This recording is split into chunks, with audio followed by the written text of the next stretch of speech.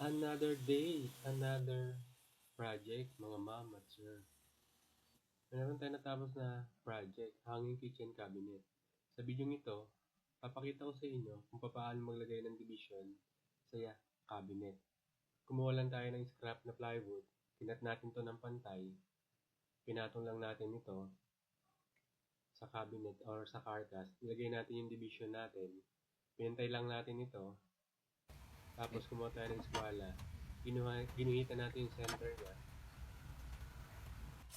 After natin guhitan, kinountersink natin to para yung plywood hindi siya pumutok.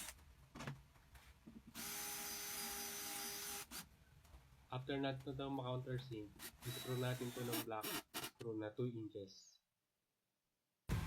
Ito yung kanyang final result.